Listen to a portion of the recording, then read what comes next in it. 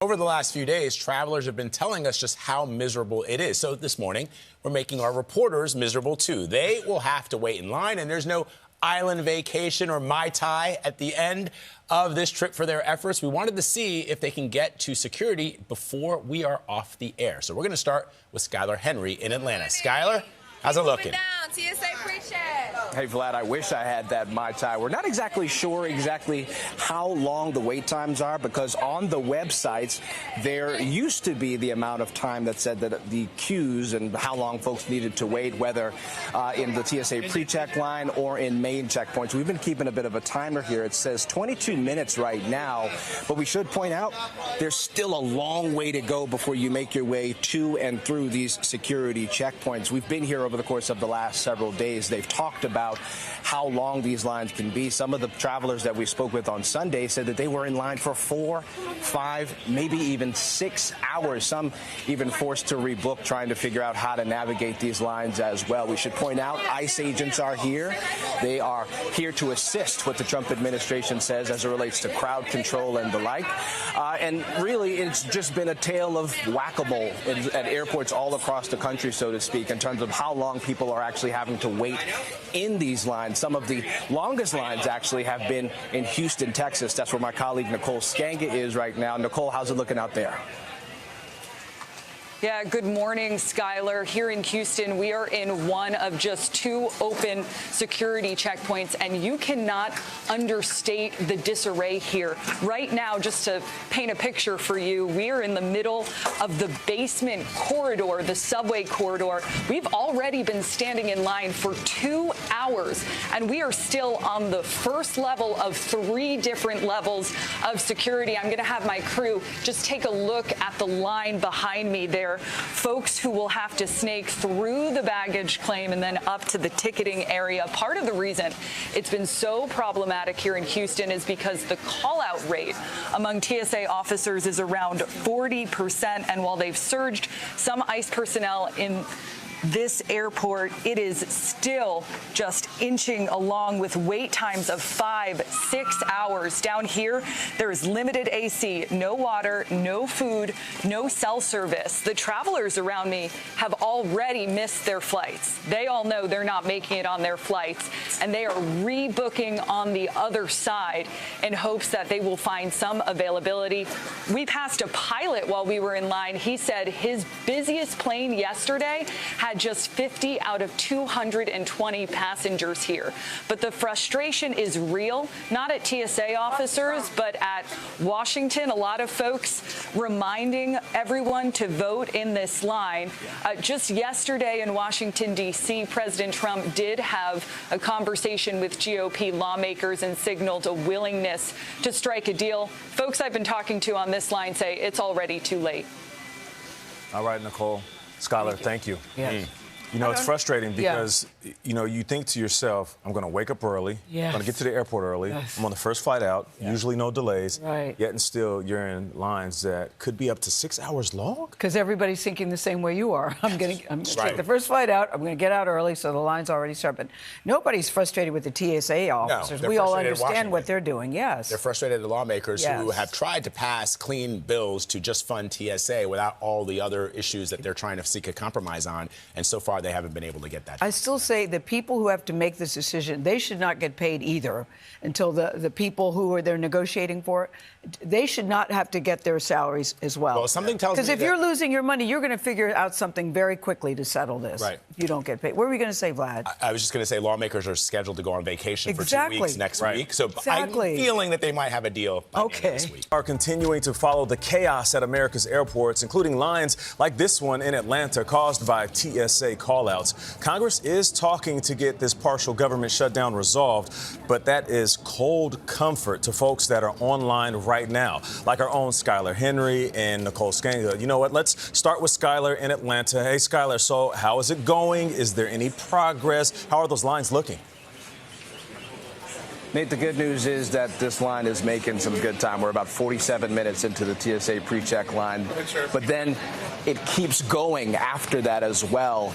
I think this is something different that we've seen over the course of the last several days as our camera continues to move here, in that these lines were really at a standstill on Monday because of that busy travel rush, and then obviously with what we saw on Sunday. And so now we know that TSA officers have opened up a few more checkpoints to try to make this work. Certainly much more organized than what we saw a couple of days ago. Still, there are a lot of things that they need to work out here. We're going on about 48 minutes or so here in the line. And really, this goes to show just what has been happening as it relates to the number of TSA call-outs all across the country. We hit those highs as it relates to what we saw in this last partial government shutdown. Here in Atlanta, more than 40% of TSA officers called out on Sunday. Those numbers continue to remain high. There are concerns, by the way, that will actually get even higher as these TSA officers are on track to miss their second full paycheck on Friday. So we'll see what happens as the days continue to progress. Nate. Now let's check in with Nicole Sganga. We were a little bit worried because we couldn't track you down just a second ago. But Nicole, do you have us? I lost her. Okay, all right, we're up next. Nicole, do you hear us? I know we were trying to track you down. Guys, we lost you for a second. We are now at the ticketing level. This is the... Hi, guys, if you can hear me, we're now on the ticketing level. This is now the third floor of this line that we've been weaving our way through. You can see just how chaotic this is, but a lot of relief on people's faces as now they can see at least the start of TSA screening here. Folks who I've been online with say they're going to have to rebook their flight anyway. Summer here in front of me told me this is her fourth attempt to board her flight to Tulsa, her fourth attempt. She was here yesterday. She was again here this morning and then had to rebook for a fourth time here. Spirit's a little bit higher, but we've been on this line for well over 2 hours. Folks have not had access to bathrooms, to any sort of food. And you can see just how expansive this is here in Houston, where folks say that they're not sure what they're going to find on the other side. They're going to have to figure out a way to rebook their flights. I'll send it back to you guys. Oh, man, makes you not want to book a flight at all. So we've got two correspondents still on their feet, waiting on those lines. Skyler Henry's in Atlanta. Nicole Sganga's in Houston. Both appear to be a hot mess. But, Skyler, we're going to start with you in Atlanta. How much progress have you made? Significant progress, Gayle, so much so that I could actually enjoy some of that food that Nate was talking about. But there are still people that have maybe about 45 minutes or so to go through those TSA checkpoints, at least how far enough that we were allowed to get. Behind me, however, is general boarding. All lines are not created equal. Some of the people that we have spoken with say that they are getting through in roughly 30 minutes or so. So a tale of two different situations as it relates to what folks have to do as it relates to getting through these security checkpoints. Over the last several days, we have heard from people coming from weddings, going on business trips. One couple that we spoke with was actually celebrating their wedding anniversary heading to Cozumel, Mexico, all saying that they are coming here with a plan, arriving 4, maybe even 5 hours ahead of their scheduled flights, just to make sure that they can get through any of the logistical challenges that are out there. That is especially important at an airport like here in Atlanta, because what usually is reliable as it relates to ATL times and waits has not been available. So they are encouraging everyone to simply come here with a plan. Gayle. I will say this, Skyler, makes you grateful to have TSA and TSA pre-check and clear, even though I know it costs a little more. You look at that and you go, thank you.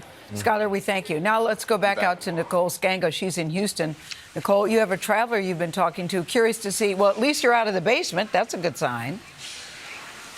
We're out of the basement, Gayle. I'm standing here with Mia Parker, who waited in line for how long before realizing you were going to miss your flight? It was 2 hours. 2 hours, and now you had to rebook. This is your second time trying to board a flight today. Who do you blame for all of this, Mia? Do you blame the TSA workers? You can't really blame TSA. They are out of work, and like anyone in this economy, you don't want to work without getting paid. So I would do the same.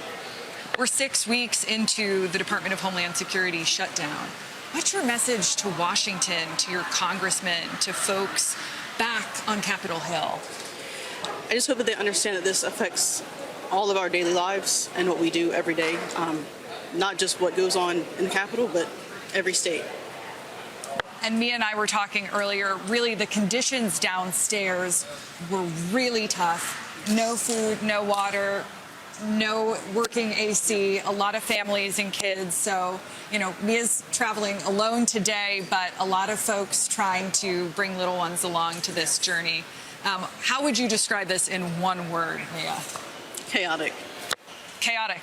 Back to you guys. Oh, boy, chaotic. That is a perfect word to describe what we've been seeing. Nicole, thank you very much.